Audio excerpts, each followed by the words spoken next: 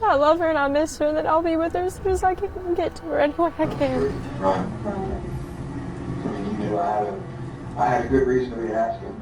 Right. Little girl's missing. And you misled us, you lied to us. Right.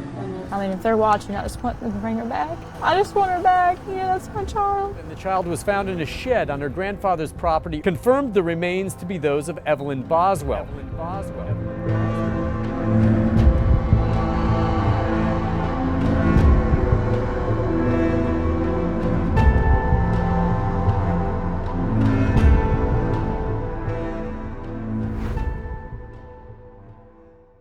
On November 21st, back in 2018, there was a beautiful little girl born in a hospital in Bristol, Tennessee, and her name was Evelyn Mae Boswell. She was born to her mother Megan Boswell, who at the time of giving birth was just 17 years of age. Now, Megan, who often went by Maggie to those closest to her, had an incredibly volatile upbringing herself that was constantly full of chaos.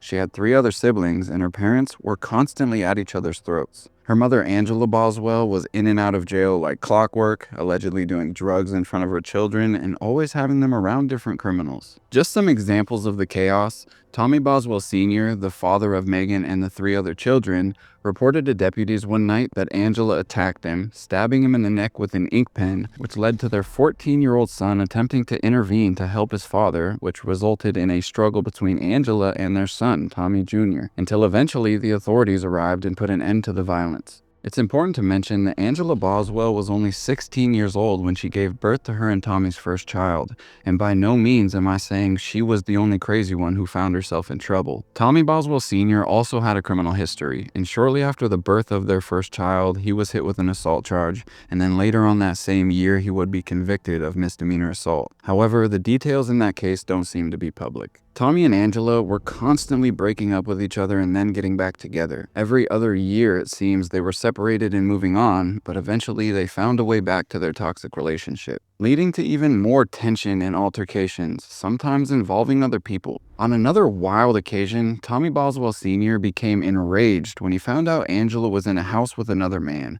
this man's name being Brandon Yates. On a cold February morning in 2012, Tommy Boswell Sr., Jr., and another unidentified man would pull up to the house they were in to confront them. Brandon would open the door after hearing the trio outside of the house, and he was immediately threatened by Tommy Jr. with some form of wooden club, as they were demanding he come outside to deal with the conflict. Brandon would in fact walk outside, and according to his statement, he was approximately halfway down the driveway when he looked over and saw a gray Chevy truck flooring it directly at him, and on the side of that vehicle it said Tommy's Paving, assuming that was their business. Brandon was immediately in fear for his life, so he began sprinting out of the way towards a nearby fence to potentially get over it and save himself, though he was unable to escape the truck and was eventually struck by the vehicle, getting flipped over the hood and landing hard on the pavement. After he was hit by this truck, Tommy Sr., Tommy Jr., and this other unidentified man would gather around him and start punching him and kicking him as he's laying there defenseless on the ground. The punishment didn't stop until Brandon was actually able to get up and break free from the 3 of them, sprinting to a nearby neighbor's house to ask them for help. Authorities became aware of this incident, and detectives would call Tommy Boswell Sr., who would tell detectives, yeah, the 3 of us worked him over,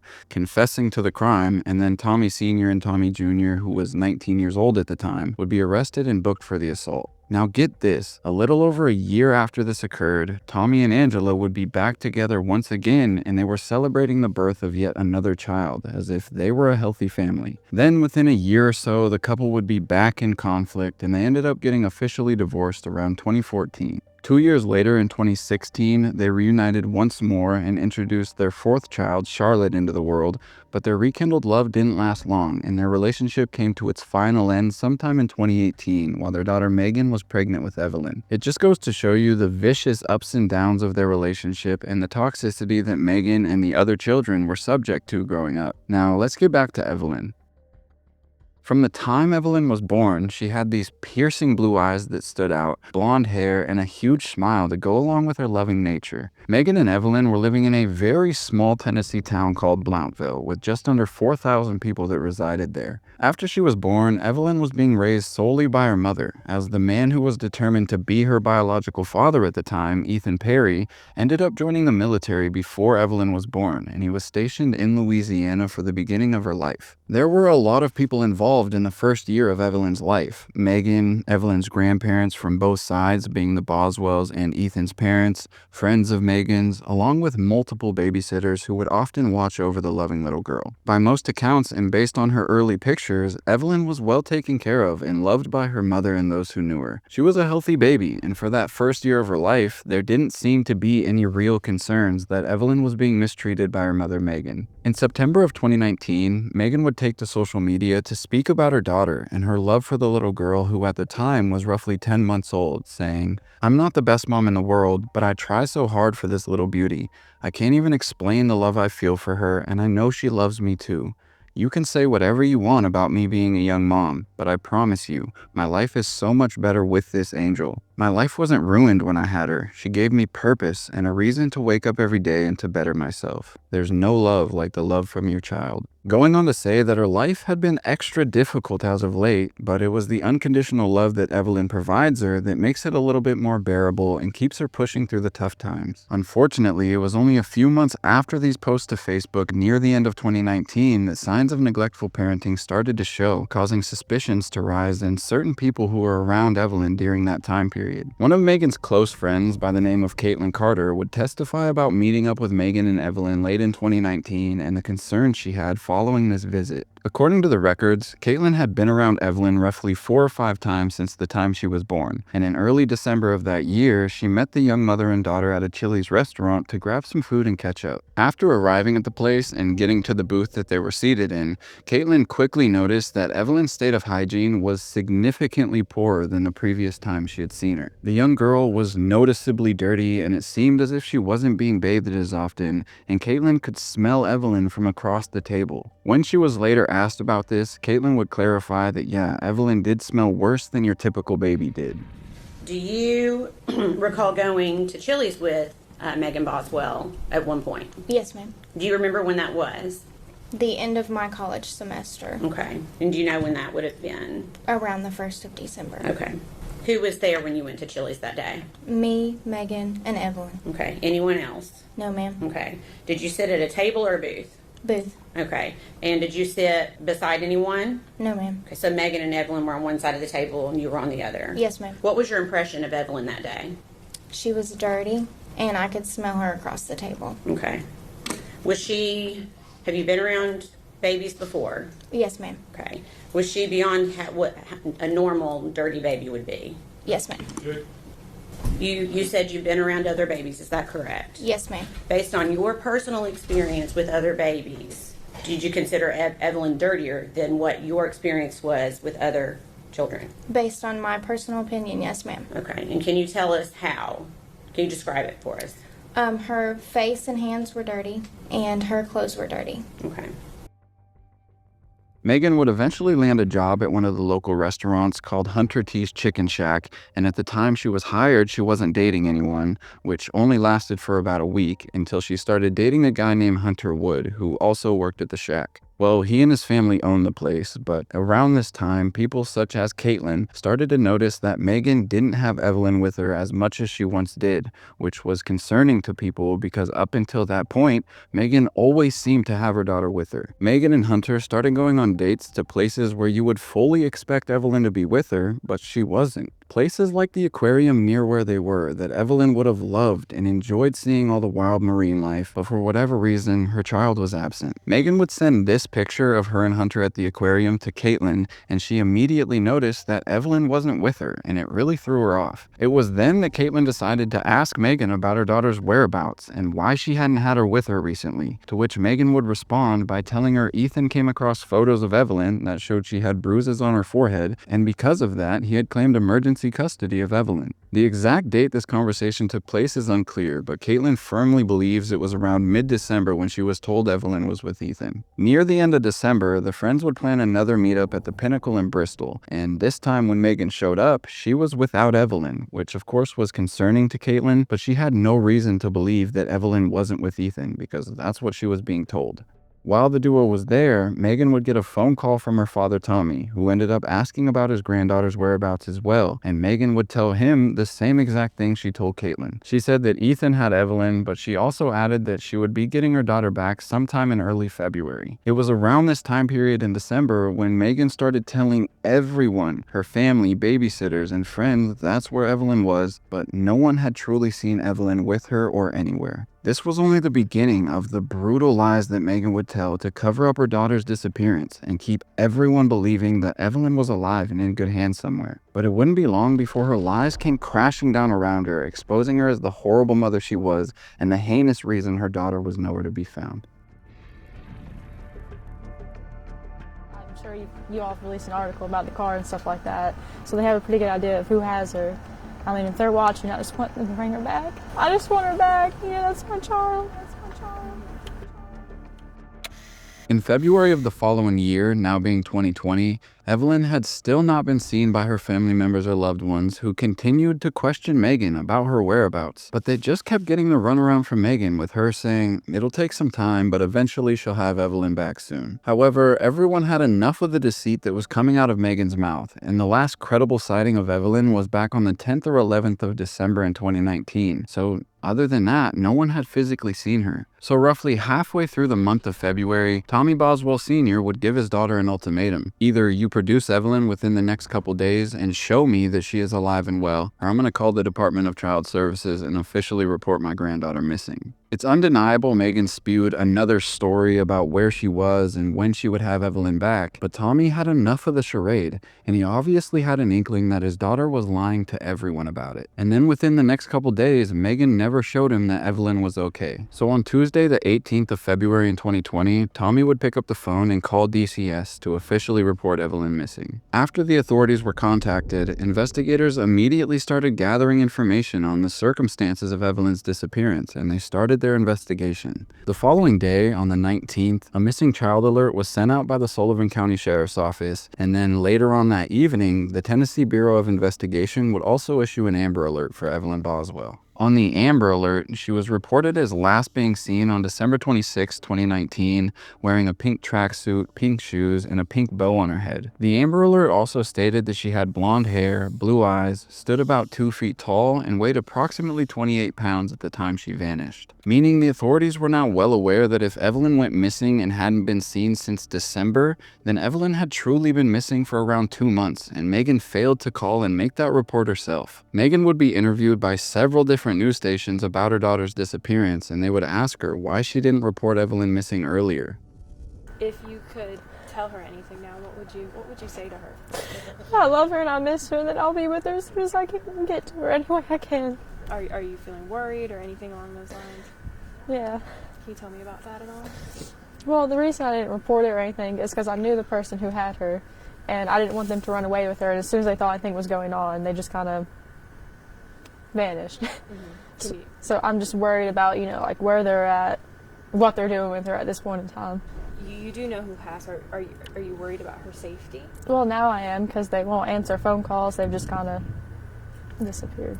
I mean, I know it sounds weird, but I miss how she smells and like her laugh and like everything. Sort of, but also in a way I knew that as soon as anything went down, the person was going to just disappear. And they have.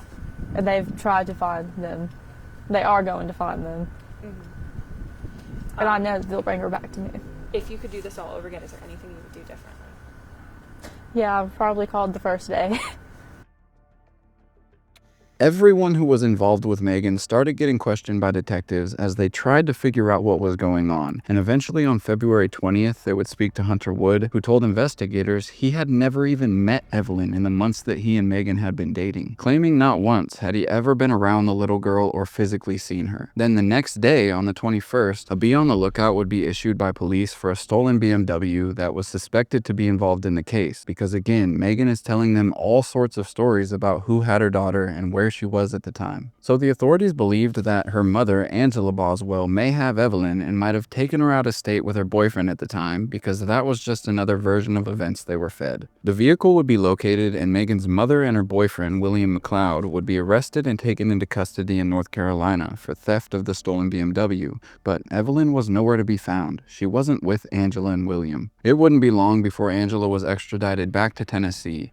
Meanwhile, Megan started getting grilled over and over again by investigators who were just trying to get some real answers. At one point, she is saying she gave Evelyn to Ethan because Ethan had never helped her with their daughter, and she wanted him to know how hard it was to raise a child with absolutely no help. Saying that Ethan never did anything for his daughter, and he wouldn't even call to check on her when Megan had her. Then on another account, she claims that actually my mother took her with her to Virginia, and the reason she didn't report her daughter missing is she was scared if the authorities were looking for them that her mother might do something horrific to the little girl, and she just didn't want to take that risk. So instead, she just decided she didn't want to report it. That interrogation and madness we will take a look at in just a minute. Another odd instance in this case was an interview with Megan where she's claiming she showed up to the police station and she was there to undergo a polygraph test. She is basically telling this news reporter that she's there because she is willing to take a polygraph test. The authorities wouldn't conduct it with her though because she was pregnant with another child at the time, which apparently is against policy according to Megan's statement.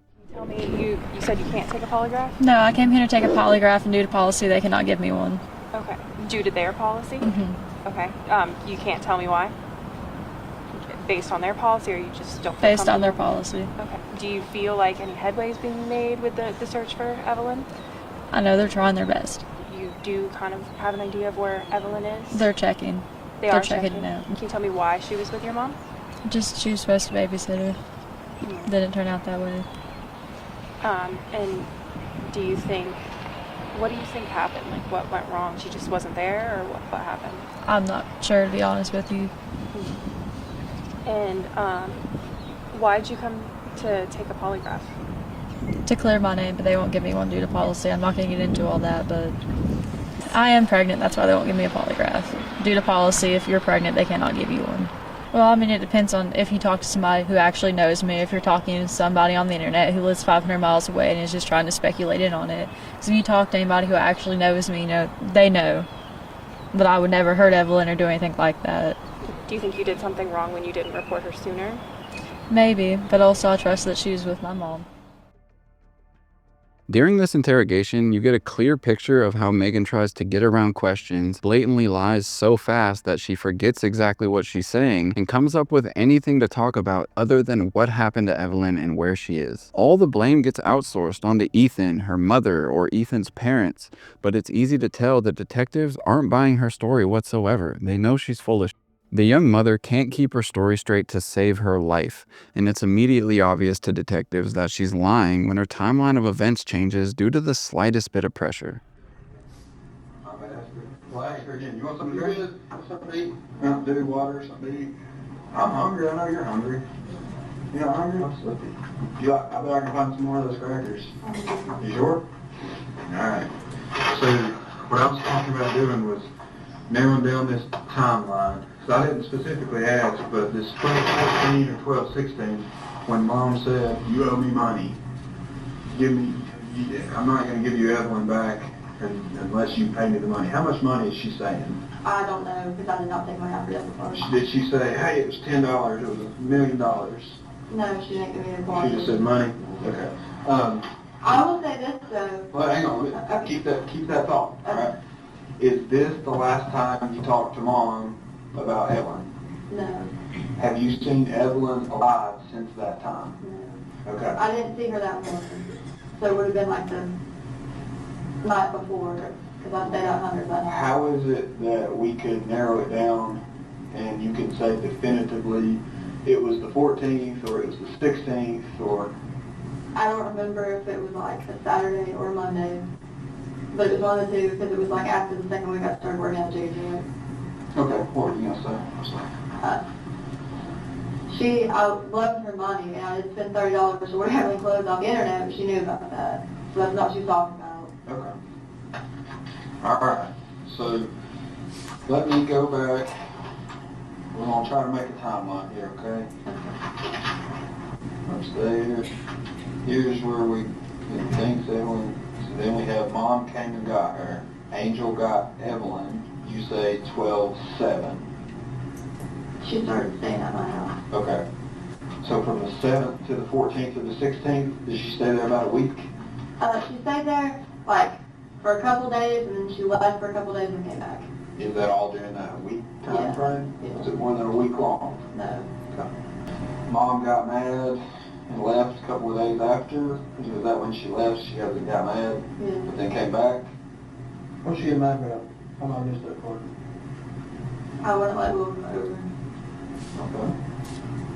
Don't hold back, something like that. Yeah, ain't no big deal. Okay. Angel called Chicken Shack In January. in January. That's the day you had court. Yeah, she asked for me. And the day ended well. You weren't there. Mm-hmm. Did you talk to Angel that day? Yeah. And what court was it again? Washington County? Yeah, Washington County Session. What'd y'all talk about? Well, she was like, hey, can you come over later? And I was like, yeah, that's fine, you know what I'm saying? Okay. She was on speaker, and like there were people out the windows. I really wasn't going into like details. Okay. Alright. Is that the day you went over to Elizabethton? Mm-hmm. Okay. Evelyn wasn't there. No. Okay.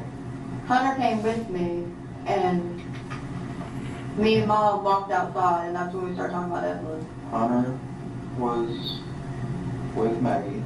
Alright. You walked outside and started talking about Evelyn. What did you talk about? Well, I kept asking her, and she was like, she's somewhere safe, don't worry about it. Like, Did you worry? I mean, no, she told me she's okay. Okay. That was approximately a month after you'd seen Evelyn? Around the month. I mean, let me just ask you this. Were you just wanting a break from Evelyn? I never told Mom to take her. I just wanted her to help me, like, watch her. Yeah. But not that I wouldn't say at Hunter's, yes, I didn't want a break, and I was like, I'm going to be back in the morning for her to work to check on her. But what I'm saying is we've got about a month time span where you're not seeing Evelyn. I couldn't get hold of Mom. She changed her phone number. Right. I had no clue where she was at. But you're not like freaking out, oh my God, I need to call the police. Yeah. You're just like, hey, I just need a break from Evelyn. I'm tired of raising Evelyn. Well, I thought she was okay. So let's say this. We've got as late as the 12th or the 16th. Never talked to your mom from that point to when she called you in January? I would try to contact her, and I even called her parents and stuff after they knew where she was at, and they told me no. So I didn't have like a current phone number for her. let me just ask it directly. Did you ever speak to your mom in person during that time frame?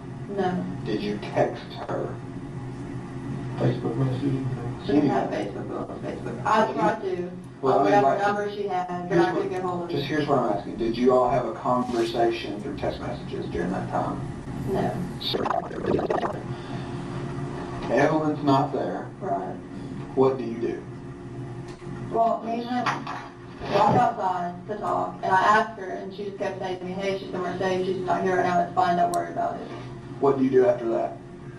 I mean, me and Hunter went home. Well, that was the question I was trying to get at last night. How did you go from being literally obsessed with Evelyn, and I'm not using obsessed in a negative context, I'm using it like you're the mother, you love everything your child does, you're snapping pictures, to, okay, my mom's got my kid, well, maybe somebody else has my kid, I'm not going to worry about it. How did that transition happen? I didn't want Mom to do anything to her. Huh? I didn't want Mom to do anything to her. I don't understand. Are you saying that you were afraid that if you came forward and told us that your mom would do something to the Well, that's child? why I didn't tell you yesterday. I thought she might run off there and just like... Exactly. No. Let's go back. Let's go back to Yeah. December 12th, 14th, 16th. From November of 2018, you're obsessed with Evelyn. Love every breath she takes. This day comes along, you don't see Evelyn, everything seems happy-go-lucky. You're with Hunter, you're working at the chicken shack, everything's cool. I'm not seeing my daughter. How does that work? How do you go from... I didn't want her to do anything or like take her anywhere with me, like just never get her back. Okay. Alright, January 10th, you called Angel for a picture. Picture later, right? Right. Send picture later. Alright. Did you get a picture January 10th? No. Okay, when did you get a picture? She showed me like a physical hard copy of like a little 4x6 picture Yeah. the next day. In person? Yeah, in person. So now we're January At 11th. Hollow Road. How'd you get there? Hunter took me. So Hunter drives Maggie to Jude's. Is Evelyn there? No. Okay. Evelyn not there. Alright, so you show up hoping to see Evelyn? Yeah. She's not there. What did you say? She just, I asked again where she was and she kept saying the same thing. She said, don't worry about it. But she just showed me that picture. Angel said Evelyn is safe. I mean, the picture is just of Evelyn, like, sitting in the floor playing. And to be honest with you, like I said, like, I didn't know if I had taken it and maybe she had printed it off or she had actually taken it. Yeah. So then Angel shows printed out picture. Printed out pic of Evelyn. How long did you stay?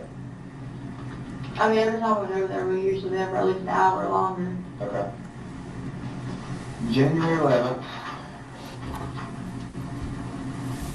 What happens January 12th? The next day.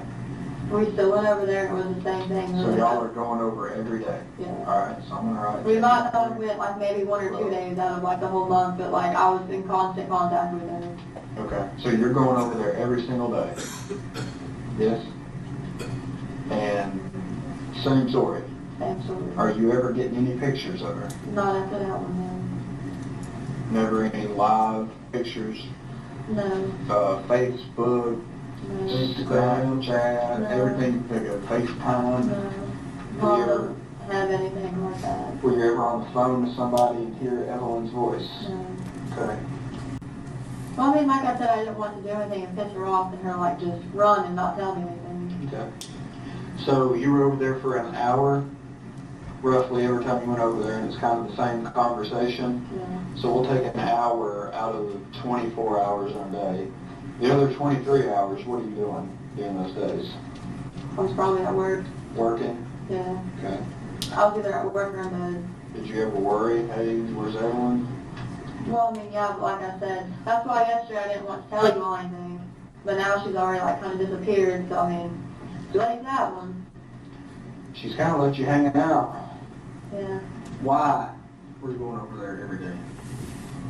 To try to get her on the fever. Okay. Did Hunter know? No, I never told him what was going on. Why did you tell Hunter you were going over there? Just to see if my mom. So was Hunter not around when you're asking, hey, where's Evelyn? No, me and mom were walking outside. Well, let me ask you this, and this may sound crazy, because I don't know the answer. Did Hunter know you had a child named Evelyn? Yes. Okay. Did Hunter ever say, hey, where's your daughter? No. He didn't care? No. He didn't want no babies around? I mean, I'm not saying that. We just never really like got into the subject. Okay, what do you think of that? Think we were. Hunter didn't want no babies around? I don't think that. No. I'm just asking, I don't know. I'm just trying to figure it out. Because I mean, that's kind of what it sounds like. He knows you're his girlfriend, right? Y'all were living together at the time. He's driving you over there every day, right? Yeah. He's like, I've got a girlfriend. Did he ever say I love you? Yeah, well. So I'm just trying to figure out what your all status was. So I love this girl. She's got a baby, but I don't care anything about it. Right? Right. Okay. Did that have anything to do with why you weren't worried about Evelyn? No. Okay. Alright, so I'm just going to make a note. January the 12th we got to, so would go over to Almost every Jude's. day. Yeah. Almost every day. And then whenever she got at that hotel in Wood Springs, she kept telling me she was only there for 2 or 3 nights, but always like, oh, like the next night I'll bring her over and you can see her, and she's never had her. Let's say, hang on, let's get to that thing. Stay for roughly 1 hour. Yeah. Go outside. Go outside. Or Hunter would go out to the car lot, get dip, and then we talk about it. Away from Hunter. Then talk about Evelyn, right? Right. Did Hunter ever ask about Evelyn? No. Okay. Hunter never asked about Evelyn. During the time you had a phone, like, I mean, you know how, generally how phones work. I've got a picture on the background of mine. Mountains. Okay. Well, what was the background of your phone? But then there was on my cover photo on Facebook, I wanted Evelyn like that little purple chair, and she's wearing like the black long sleeve t-shirt. So it's Evelyn. Yeah, the green pants. And you can describe it to a T. There were leaves in the background. There you go. You can describe it It to a was T. fall. She had a little camo bow in her hair. It's just the one where she's like smiling, she's patting her hands on things. Well, let me ask you The this. same one I sent to you all. Okay. I remember that one. I remember that one. The So, purple sketch. you can describe that to a T because you love it.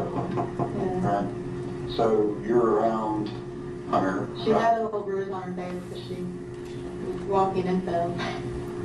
So, I guess at some point, like you're It was sitting... like probably like right around here on her cheek. It was kind of like up around her cheek. Really?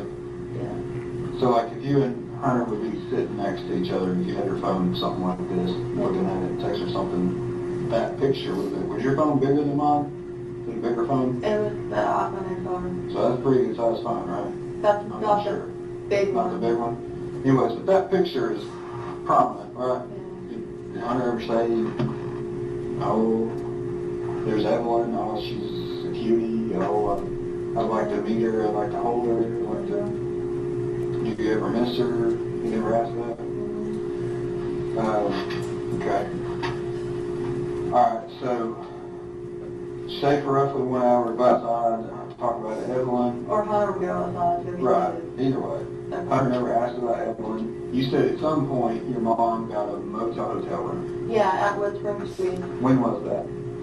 She draws a government check, but my mom. Wood Springs. Where's February? Yeah, that was on a Saturday, so I guess it was on January 31st that she wrote it. So roughly I was just checking to see if there was anything. January 31st, Angel moves Johnson City, at Wood Spring Street. here, Johnson City. You asked? Yeah, and she wouldn't tell me. I'm like, well, if you want to take the car, go get it, take it. Take the car, go get it. Yeah, Or- absolutely. Okay. So, mom's at this motel, right? Right. She's there for 3 days. She says, baby's not here. And you just, we're good with that? I mean, I really didn't want to call anybody because I knew she was going to take off. She's already taken off now, too. why would she take off? She doesn't want to adopt dogs. Let's work some more on our timeline. So now we're at February 2nd-ish. Yeah. What happens next? Where's Angel? Where are you? Where's Evelyn? We won the Super Bowl.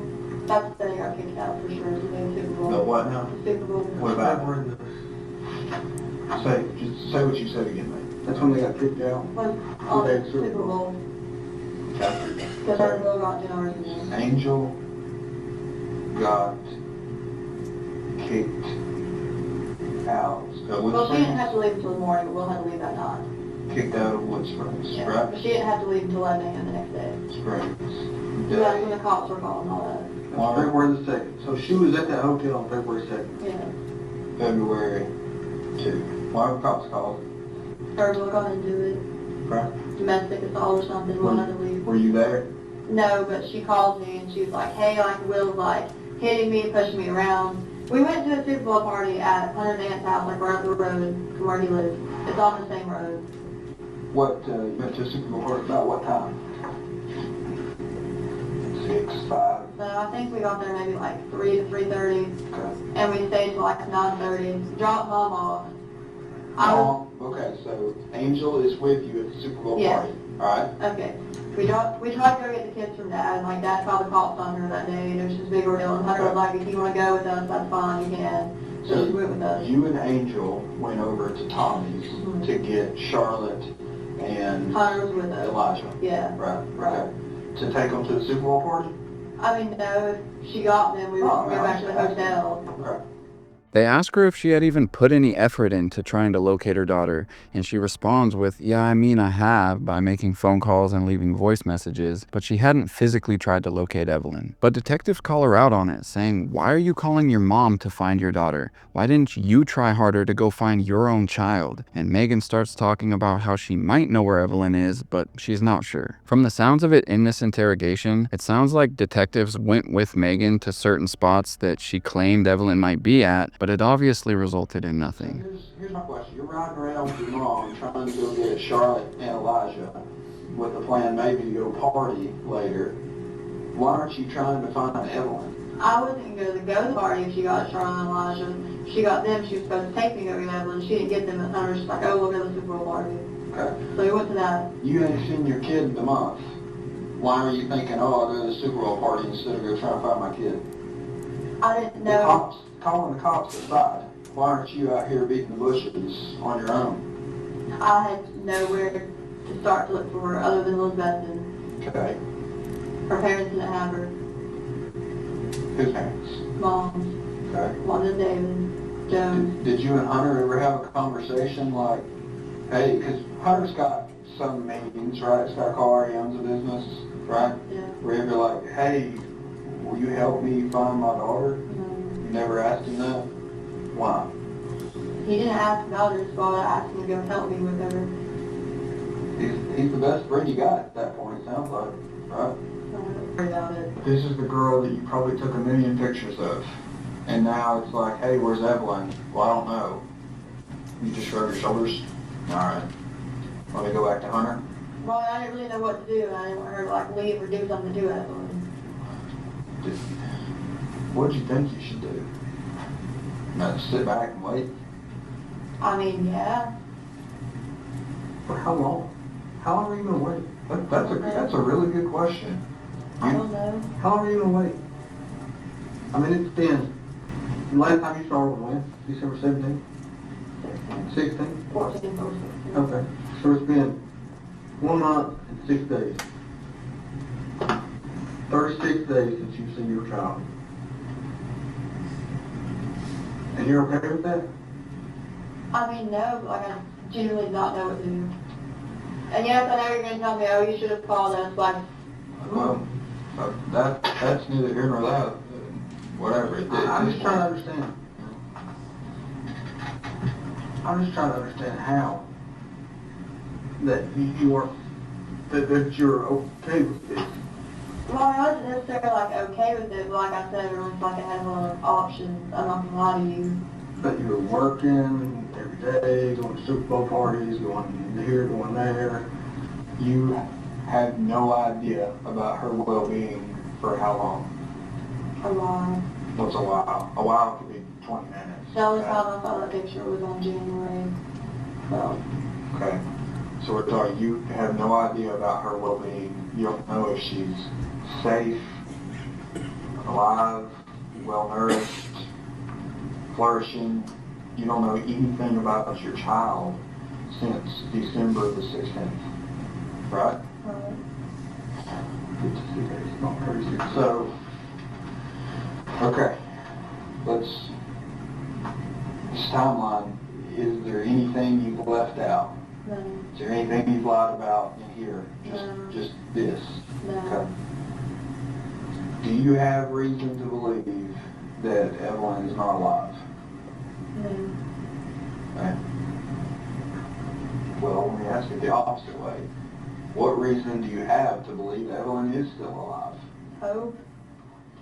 Officers would eventually bring up messages they found on her Facebook and proof that Megan was calling her 13-month-old daughter mean as f***, which is insane. I mean, just listen to the way she changes her story and scrambles to find a believable one to give detectives, starting another scenario by saying, okay, if I tell you what actually happened now, will I get in trouble for not telling you the truth first? Which tells me she knew detectives saw right through her first few stories and was doing whatever she could to come up with something to get her out of the hot seat. And then she starts to cry and act as if she cares about her daughter's disappearance.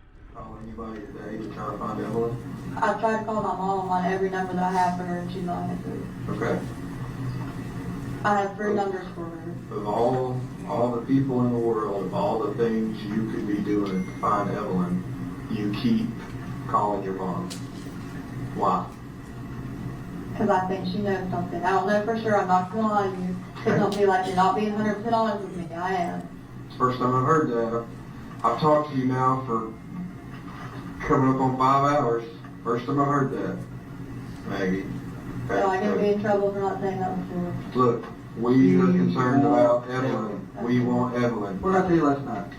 We will go to the end of the freaking earth and back. Like he told you, they've got 2 damn planes they're putting in the air. But I have no idea where she's at. I've called her maybe like 100 times. Maybe you don't, okay. Maybe you don't know where she's at right now. I might have an idea though. Answer my question. Oh boy. Whose profile picture is that? Mine. Alright. I'm gonna read something to you. Okay. How's Evelyn? Good, meaning. Oh, she hates me. I don't have a child to inform you about, sadly. Not yet. What? Maybe I don't have a child to inform you about. That's what somebody said to you. Can I see that? You can. How's Evelyn? Good. Meaning. January 26th.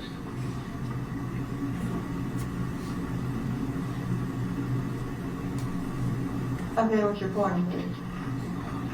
Tell me about it. I didn't want to tell anybody that I didn't know where she was at. So instead of saying I don't know where she is, you just say she's mean. She's mean. Okay? God, you know, That's new information. That's new information. Last night she was the sweetest baby to ever grace this earth. Now she's mean. That's what you said. You said she's a sweet baby. She never cried. Was never a problem. Always take held care her. of. Now she's mean as. And you need a break. Tell us about it. I just know everybody knows that I didn't have her. Okay. So I make an excuse as to why I didn't have her. Why not? Because I feel like it made me look like a bad mom. The officers would eventually bring in Megan's father in order to talk to her and see if he could get Megan to open up about the truth. You see a clear difference in the way Megan responds to her father rather than detectives. And even her own father is in the interrogation room saying, no chance what you're claiming is the truth. Megan says that her mom has Evelyn. Tommy says, since when? When did Angela come get Evelyn? And Megan says, back in December, around the last time she was seen alive. And Tommy is like, no, she doesn't have her. She said it was okay for me to sit in if y'all want to talk, but when I was telling her if y'all want to talk in private at this point, I'm more than happy to step out and let you mom and daughter sit there and talk, you know? I have told them they know what's going on, Dad. You need to tell the truth, honey. I have told the truth. The truth comes from her. If you tell lies, you give it home, and you can't give yourself out. Dad, I literally told him. Okay. That's why he called you. Okay. Okay. What's going on and where's it? They know, you don't need to know. Okay. Okay.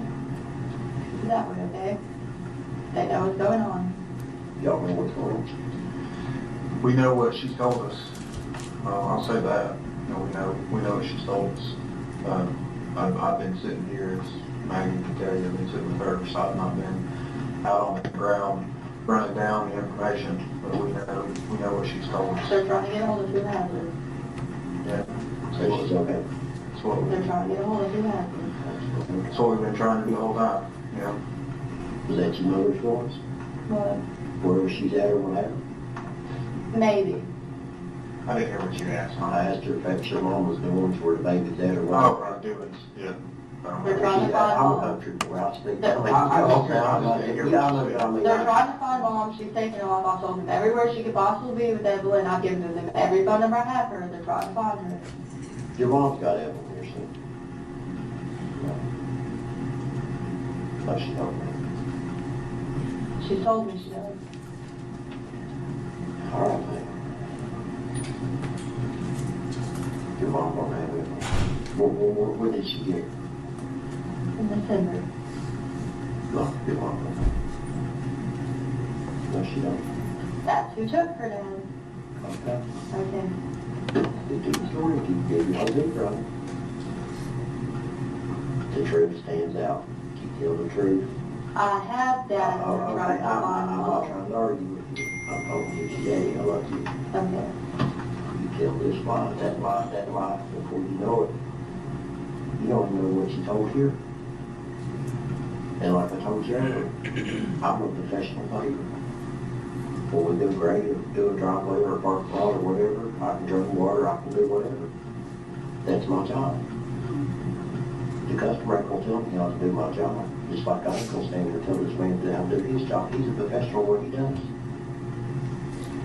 And he think I know whatever I told you and try to help. Absolutely. Because I know they're professionals. That's their job. And you're full of the best. You ain't fool. I mean, you're not going to sit here and try to tell them shit lies and get one over on you. That's not going to happen. I'm not lying that. Okay. Everywhere where they can find her. Like, Dad, if you're just going to sit here and do that, I don't want to talk to you. I'm not trying. I'm just... Dad. Okay, man. Did you tell her about Megan Boswell? She walked across the road the other day and told her? Mm-hmm. Did you tell her that she's going to meet you there and say, Yes. Yesterday we even went Texas 7 to go hunt for her. Or not me and you, the other whoever. the truth and honesty? Dad, I told him I can't get Okay, hold of Mom. okay. I've tried to call her I know that, thousands of all times. right, just let me explain something to you. Okay. I should have told him I came in here. I don't want to hear Yeah, that. no, I ain't gonna, there's nothing to do with you, to do with me. You know, when she had brain eggs up there and all that stuff happened. Well, yeah, I did bullshit, Mike, because I didn't want to go to jail. I don't care a thing. And my lawyer sat me down one day, he said, Tommy, he's gonna tell you something. He said, the truth will set you free. He said, you get in front of that judge with that attitude and lie, and he knows, he said, you will go to prison. It's true. Because if you tell this lie, you tell that. Yeah, but I really didn't want Mom to think they were looking into her because she took off yesterday when she got that idea. The point of trying to make my girl is shit don't trick her again. I know. Now I'm telling you, if you know something, you just don't say the word, I'll get done. If an accident happened, you need to tell it, because if something did happen to the baby, and they get it, you can go to prison for the rest of your life. Child molesters, and somebody harms your babies, their life is living in hell prison. I told them everything I know. No, I'm telling you. I told them. Am I right or wrong? You're right. I told them every single thing I know. Okay. Don't get mad when I say this. I don't think you're telling us the truth. I am telling the truth. I'm giving them every single way I know how to find her. Yeah, you might be giving them every single way to find her. That I'm being Where's that honest. one? Mom had her lies. Well, why did you say Ethan had her Because I thought Mom was going to run off. Which now it's a little late for that, don't get me wrong, but you know, I kind of wanted to just take off and leave. Why would she just take off and leave right Can you walk out of the room for a second? How's her name come She wanted the money back. Yeah. Okay. So why would she want that? You're not following my point. No. Okay, she stayed at the tree with me for a little bit, okay? Yeah. She watched Evelyn while I went to work for a little bit. Mhm. And then she started about that money, like, I'm really broke, I don't have, you know, a dime to my name Mhm. at this point in my life. And she just, I went to work again. I came back and she was gone. Mhm. I called her, she's like, bring me the money and I'll let you have her back. That, I swear to God, right hand to God, that's how it went down. What'd she do with Evelyn? That I don't know. Remember, Angela and William had been arrested in Wilkes County, North Carolina around this same time, so they knew that Evelyn was in fact not with them like she is consistently claiming. Now, throughout all of this, investigators continued to search for Evelyn despite what nonsense Megan is telling them. They would search a pond that was near where Angela and William were found in North Carolina, as well as some of the properties that were owned by the Boswell family, but they came up empty-handed. It was extremely difficult for them to know where to search because of all the bull they were being told, so it was truly a shot in the dark for the search team. About a week after Evelyn was officially reported missing, 18-year-old Megan was taken into custody for the numerous false statements she had given to police officers during their initial investigation, and she remained in custody as the questioning and search continued. Investigators somehow determined that everything she had told them was nothing but a lie and was only hindering their investigation, leading them to dead ends. Sullivan County Sheriff Jeff Cassidy would later say to the media, "Every time we talk to her story changes, and I'm serious when I say that. every single time. Just to give you an example of how desperately this community wanted to see Evelyn return home safely, a reward for her being found started to form, and even Sheriff Cassidy would put up $1,000 of his own money. Eventually, the total of that reward reached nearly $60,000. It's also important to mention when Megan was taken into custody for dealing out all this false information, the records show after that day there was no new pregnant inmates in the county jail, meaning it was just another fabrication, and in fact, she never had a scheduled time to come in and take a polygraph, nor did they ask her to. We know that for a fact because the Sullivan County Sheriff's Office does not even use polygraph tests. I assume she said that to seem as if she was innocent and willing to do whatever it took to find her daughter, but it just makes her look stupid.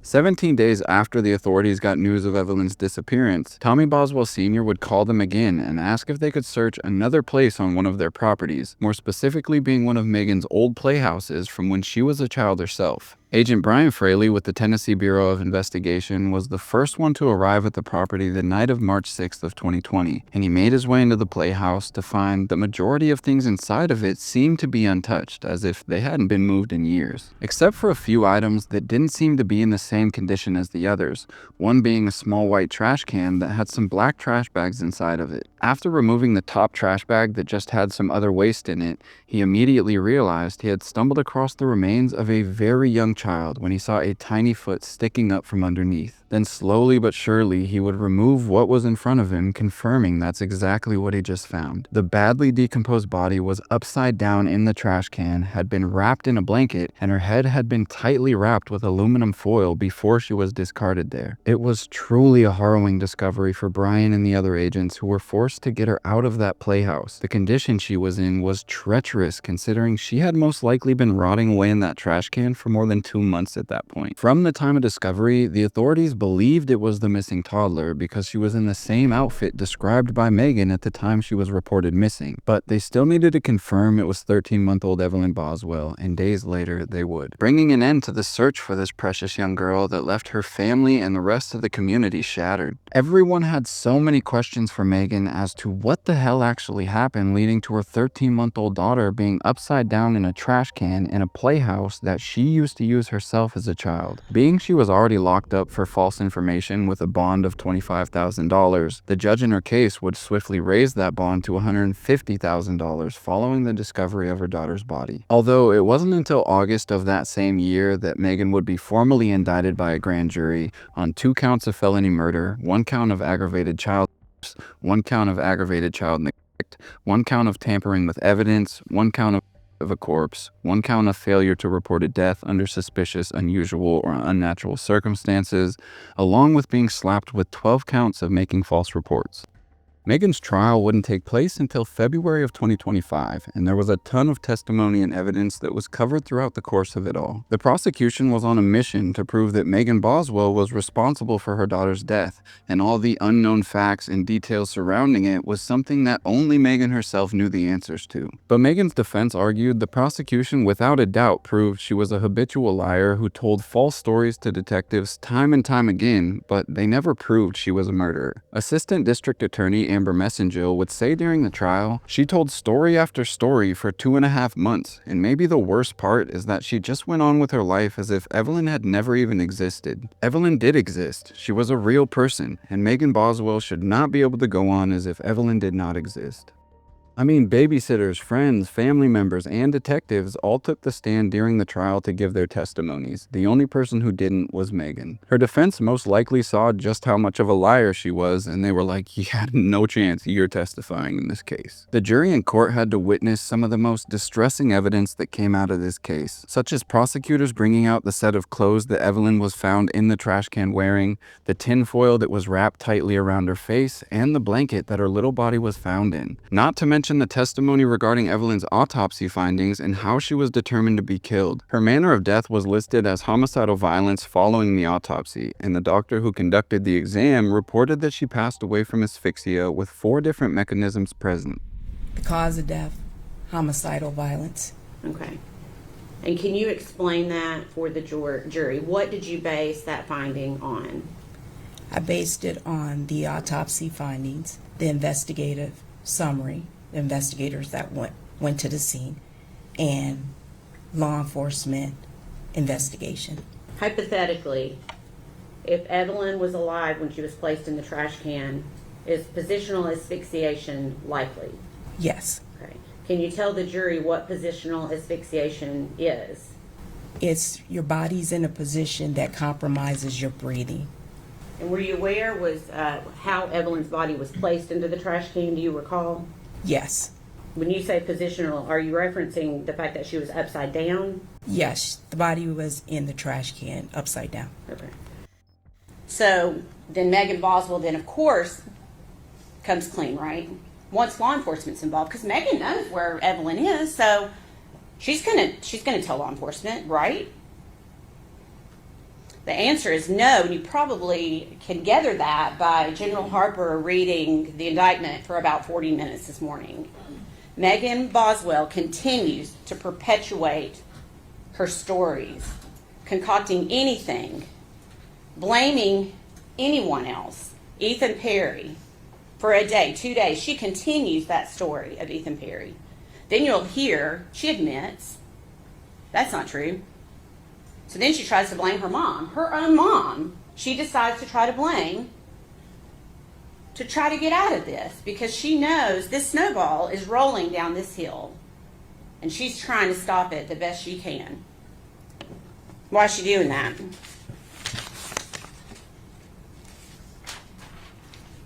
It's because she knows that she brutally murdered her child and she's trying to cover it up. Following the conclusion of the trial, the jury only deliberated for a few hours before coming back and finding Megan Boswell guilty of first-degree murder and several other counts. The jury would then return to deliberation to determine her sentence, but the prosecution decided not to pursue the death penalty, so she was facing life in prison without the possibility of parole. However, the jury would quickly come back and recommend a sentence of life in prison with the possibility of parole for Megan, but her official sentencing hearing was set for a bit later this year on May 22, 2025. With this sentence, Megan Boswell would have to serve a minimum of 51 years in prison before she is eligible for parole. There's no doubt she deserves every single one of those years and shouldn't ever get out of prison for the harrowing end of Evelyn's life and the crazy amount of lies she told to cover up her involvement. Now, I just want to clear some things up. Throughout the course of the investigation and court proceedings, a lot of interesting things were revealed. In the beginning of this video, I stated that Ethan Perry was believed to be the biological father of Evelyn, and he, along with everybody else involved, believed that was the case for a long time, until a DNA test was conducted exposing that he was in fact not the biological father of Evelyn, and it's not really clear who is. I mean, just imagine the roller coaster of emotions this guy went through, being lied to about being the father and then coming to find out you're not even the biological father of her, and then damn near being framed by Megan as the one who had Evelyn when she vanished. This man had a lot to digest by the time this was all over. I feel awful for him, and I just hope he's managing and doing okay through all of it. Another person who hit rock bottom after this mess was Hunter Wood. He ended up getting arrested sometime after everything unfolded for driving while intoxicated, resisting arrest, and a few other charges after being involved in a DUI accident that sent a woman to the hospital. Hunter allegedly started having mental health problems following Evelyn's passing, and he would eventually check himself into a mental hospital to work on these issues that he was having. Many people suspect he was involved in the death of Evelyn, but there's no evidence or proof to support that claim. Lastly, throughout this entire video, I referred to Evelyn Boswell as 13 months old, and if you go to 99% of other articles or videos regarding this case, they will claim that she was 15 months old. However, if she was born on November 21st, 2018, and then went missing and was presumed dead in December of 2019, according to my math, that makes her roughly 13 months old at the time she passed away, so that's why I said that. Regardless, her life was cut way too short, and she deserved so much better. It's appalling that she was discarded in a trash can, and then Megan went about her life with her new boyfriend as if Evelyn was never real to her. So many people loved this little girl, and for good reason. She was full of nothing but love, innocence, and laughter, bringing so much joy to everyone she came in contact with. People quickly came together after she was found to honor the young girl and show their love for her as a memorial around a tree near her discovery grew by the minute. At first, there were just a few toys and flowers laid around the tree, but then car after car started to show up and the memorial started to grow. Eventually, hundreds of people came through to show love, or they just left something for Evelyn. I've been praying, Lord, let them find her. Let them find her, you know. but not like this. But not like this. I'm so glad she's not suffering. Like, I'm so glad that she's not scared, she's not hurt, she's with God, and that's it, the best protector she has. There is no denying that you were beyond cared for, Evelyn. You captured the hearts of thousands of people around the country. The precious 13-month-old is being remembered by friends and family for her cheerful attitude. She had such a deep love for bath time, which was her favorite. She also loved sweet potatoes and dancing to the famous Baby Shark. I'm just so tired of parents doing these horrendous things to their children who are nothing less than a blessing in their lives. Evelyn, you deserve to know how cherished you were by everyone who loved you and the overwhelming number of people who fought to find you. Your life was worth so much more than you could ever imagine. Although we wish you were still with us, we know you're in a better place now and you can rest easy. Evelyn, I will never forget you or your story, and I pray to God He is keeping you happy and protected up there. Rest in peace to the lovely Evelyn Mae Boswell. You're forever in our hearts now.